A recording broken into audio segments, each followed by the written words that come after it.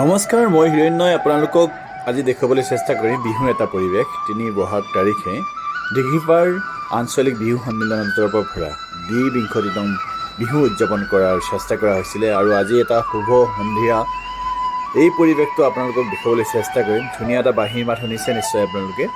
গতিকে এটা ভাল লগা পৰিৱেশ, যিটো পৰিৱেশত নেকি সকলোখিনি আছে এই বিহু তলিত, সকলোখিনি পাব আপোনালোকে। এই বহাগ বিহুৰ বিহু চোৱাৰ এটা মজা আছে।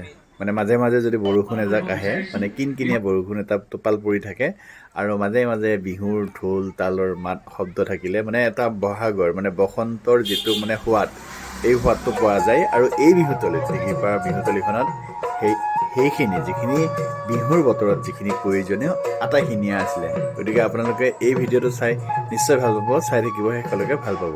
পৰিৱেশ গোটেই দেখুৱাবলৈ চেষ্টা কৰিম। ধন্যবাদ।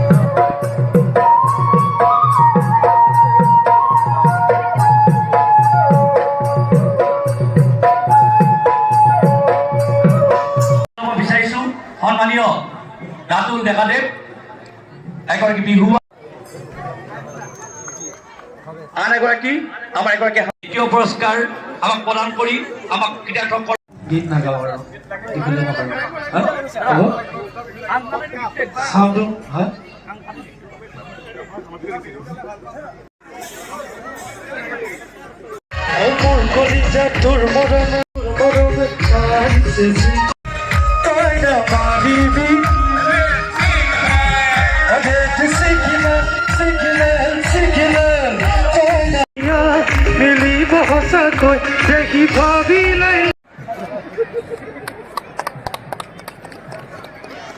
আমাৰ মাজত উপস্থিত আছে দৰং জিলা পৰিষদৰ উপসভাপতি মাননীয় কমল লোচন বৰুৱাদেৱে।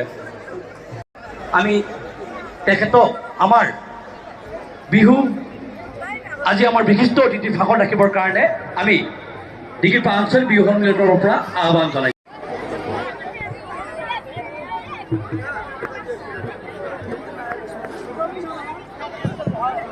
ভাষণ দিলে নিশ্চয় বেয়া পাব সকলে বিহু উপভোগ কৰিবলৈ আহিছে। মই ছুটিকে দুআষাৰ কৈছোঁ। সন্মানীয় ডেকা ডাঙৰীয়া, এই অঞ্চলৰ বিশিষ্ট ব্যক্তি দীপক ডেকা ডাঙৰীয়া,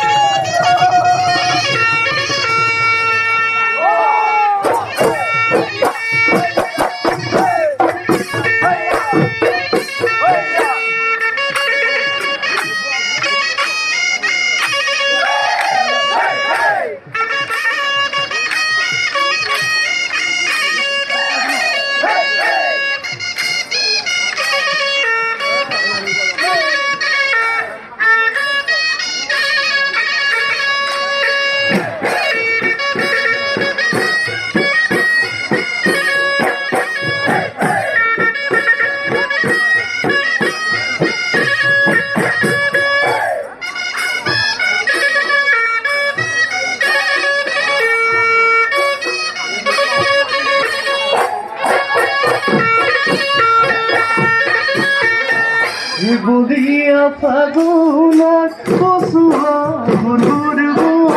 গুধুৰ বলিছে, ইফালে ফুলে ভৰণী গজাই নৱকন্ত আহিলে, তাঁতৰ খাল ঢেঁকীছা সাৱৰি আমাৰে নাচনি বিহুলৈ আহিলে। এসোপাতে কপৌ ফুল হাততে যে টুকাৰে, দুহাততে যে টুকাৰে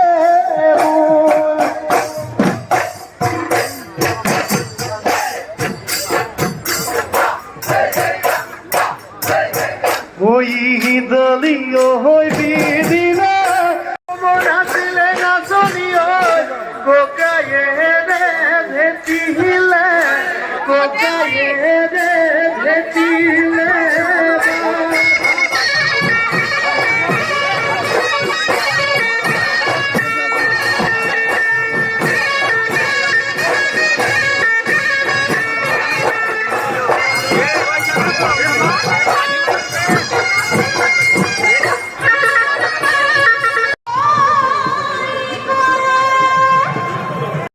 ধন্যবাদ জ্ঞাপন কৰিছোঁ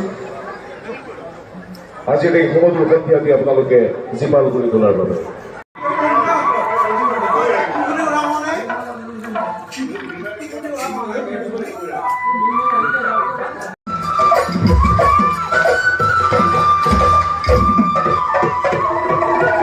আমি চিনাকি দিয়াৰ প্ৰয়োজন নাই আমাৰ অতিকৈ আপোন তেখেত আমি তেখেতক কেৱল এই বিহুৰ বতৰত এখন বিহুৱানৰে আদৰণি জনাব বিচাৰিছোঁ আদৰণি জনাইছে উদযাপন বাৰেৰহণীয়া কৃষ্টি পৰিৱেশন কৰা শিল্পীসকল